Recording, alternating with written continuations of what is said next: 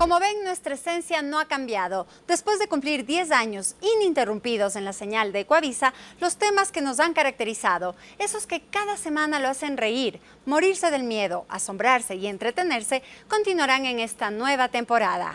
Tenemos nueva escenografía, nueva gráfica, cambios en nuestro intro y muchas sorpresas.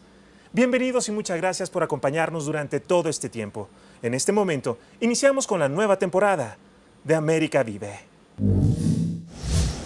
Fue el lugar en donde se definió el destino de muchas personas y se trazaron los planes para declarar la guerra a una nación entera. En la actualidad, sus viejos muros nos cuentan una historia marcada por la violencia, el lujo y las excentricidades, pero también la de un país que mira hacia el futuro. Le invitamos a conocer la Hacienda Nápoles, el lugar más emblemático del patrón del mal. Ubicada en el departamento de Antioquia, exactamente en el municipio de Puerto Triunfo y la región del Magdalena Medio, se encuentra una extensa y lujosa propiedad llena de un pasado escabroso, donde según dicen se planificó la guerra que Pablo Escobar Gaviria le declaró a Colombia y al mundo. Es conocida también como símbolo de orgullo y éxito del cartel de Medellín, en especial de su líder, quien la adquirió en 1978, cuando aún estaba en construcción la autopista Medellín-Bogotá.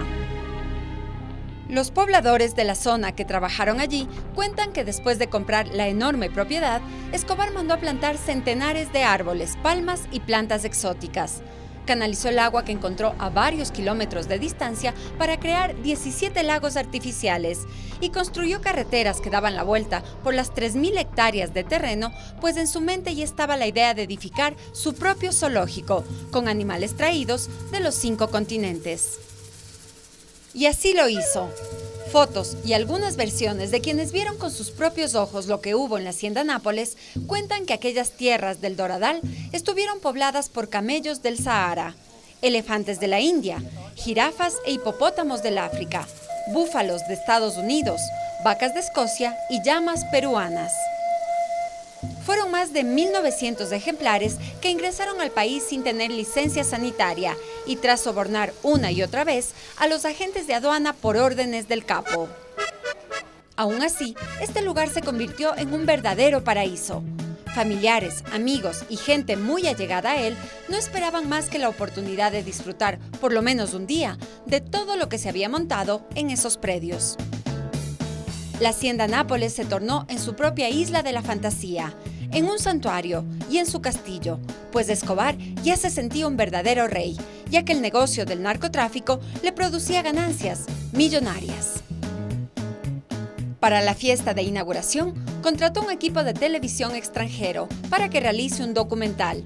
Los invitados llegaban en helicópteros. La diversión estaba garantizada por todo lo alto. Así se vivía la época de gloria en la Hacienda Nápoles. La Hacienda Nápoles, de una vez que el Estado logró declarar la extinción del derecho de dominio, es decir, pasar la propiedad al Estado, la fraccionaron en 3 lotes, en 3 grandes lotes. Uno de ellos fue entregado a un grupo de víctimas de la violencia, de desplazados por la violencia, en un programa que financió el gobierno de los Estados Unidos y que se dedicaron a cultivar maracuyá y ají con muy buenos resultados. Otra parte que está muy cerca de la carretera de la autopista Medellín-Bogotá le fue entregada al Instituto Nacional Penitenciario y Carcelario para construir una cárcel que actualmente funciona. Y ese núcleo central, en donde estamos ahora, le fue entregado al municipio de Puerto Triunfo. El municipio de Puerto Triunfo convocó varias organizaciones para que hicieran propuestas de desarrollo o de resignificación del lugar. Solamente recibió una, que era crear un parque temático donde están las instalaciones actuales. Los animales exóticos fueron su pasión desde niño. Aún existen registros de horas de grabación que él mismo realizó de las diversas especies. Y lo más interesante es que a pesar de todo lo que sucedió a partir de que tuvo que abandonar su propiedad, aún quedan mamíferos de la época de Escobar. Vanessa, por ejemplo, es la niña mimada del parque y de todos los turistas que no pierden la oportunidad de darle de comer. Es descendiente de aquellos 4 hipopótamos que llegaron a la zona provenientes del zoológico de San Diego, California.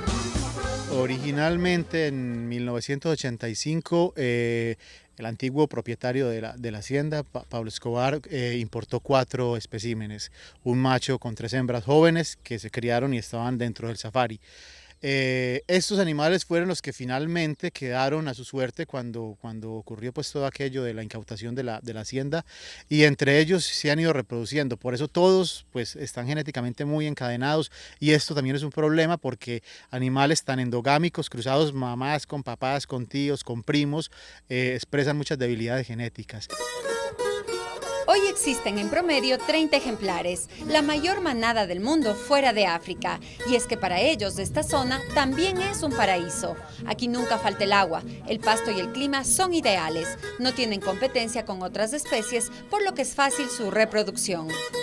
Tras su allanamiento fue imposible evitar los saqueos, peor aún asumir los costos de mantenimiento de una propiedad tan grande. Fue entonces cuando el Estado la entregó a un grupo empresarial colombiano para poner en marcha un proyecto ecoturístico de gran impacto social. Desde hace 5 años, lo que fue el último refugio del Capo se ha convertido en el parque temático Hacienda Nápoles y en un gran santuario de fauna silvestre, único en el mundo. Empezamos por restaurar algunas cosas, recuperar los pocos animales que quedaban en la hacienda y fundar este museo que es del que ya hablamos, que está dedicado a las víctimas del narcotráfico. Y el resto se fue creando a partir de las propias necesidades de la gente. Es una lectura que se hace de los gustos individuales de la gente, por el clima, por la ubicación, por la cercanía de muchas capitales.